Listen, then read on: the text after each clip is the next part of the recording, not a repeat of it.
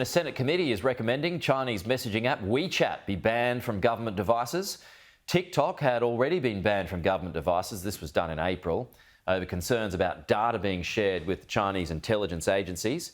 The committee also recommended key transparency standards for large social media companies.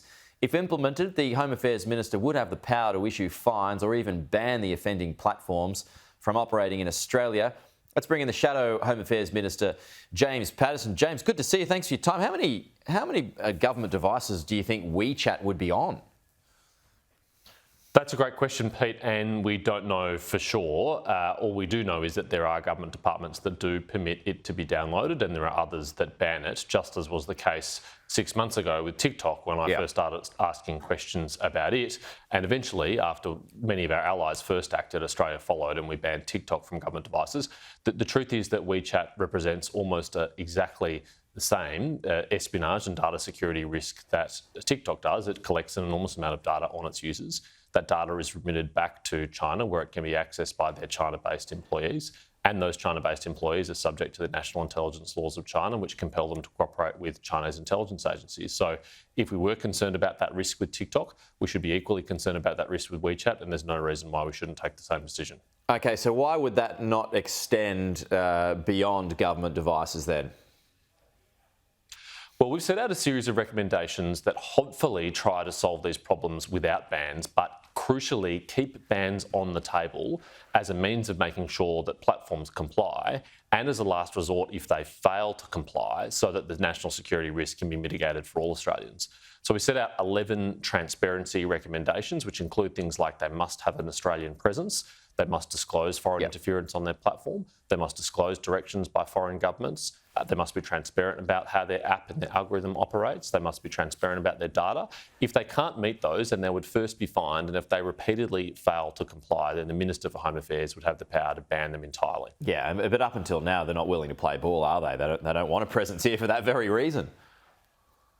That's exactly right. These platforms, WeChat, TikTok, doesn't matter who they are. If they're headquartered in authoritarian states, they've demonstrated contempt for the Parliament of Australia, for our regulators and for our laws. And effectively, they feel that they don't need to participate in an inquiry like this, or if they do participate, they can do so in a way that's completely insincere and non-genuine because they don't think there's going to be any consequences. They have to understand there will be real consequences to improve their behaviour. I mean, there's so many Chinese Australians here. I mean, this is beyond government, but so many Chinese Australians who use WeChat. A lot of folks probably aren't aware of what it is. It's, it's a Chinese messaging app, and so that brings with it a lot of power, doesn't it, James?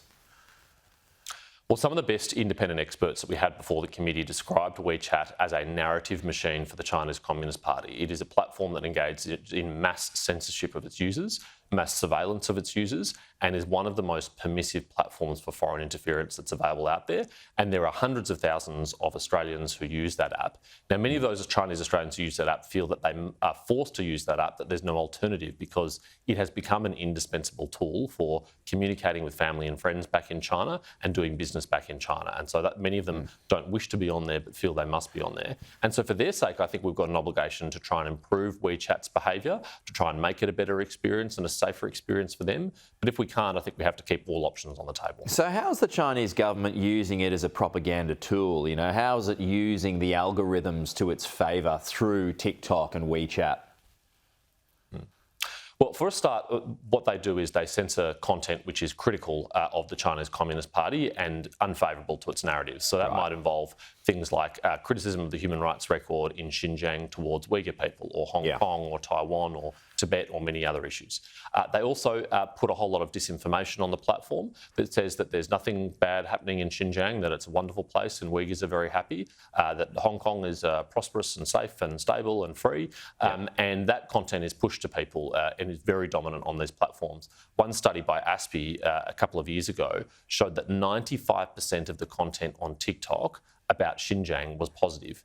Now, this is a region that the United Nations, Human Rights Watch, Amnesty International and many others have said there is either crimes against humanity, genocide or other serious human rights violations happening. So for 95% of the content to be positive cannot be happening and occurring just naturally. It must be driven by the Chinese Communist Party with the willing participation of TikTok. Okay, just a quick couple of economic matters while I've got you, James. The Future Housing Fund, it returns today. Are your heels dug in? Is the coalition's heels dug in? There's no room to move on that. You're firmly against it, not going to change your mind. Well, we believe in this fiscal and economic climate that it is irresponsible to be borrowing billions of dollars off the books, off budget, to be financing a tiny number of social and public houses to be built over the next few years, when the vast majority of Australians will never interact with the public or social housing market. They'll be renting in the private market or they'll be buying in the private market. And this will do nothing for those Australians. Is 30,000 a tiny number though, James?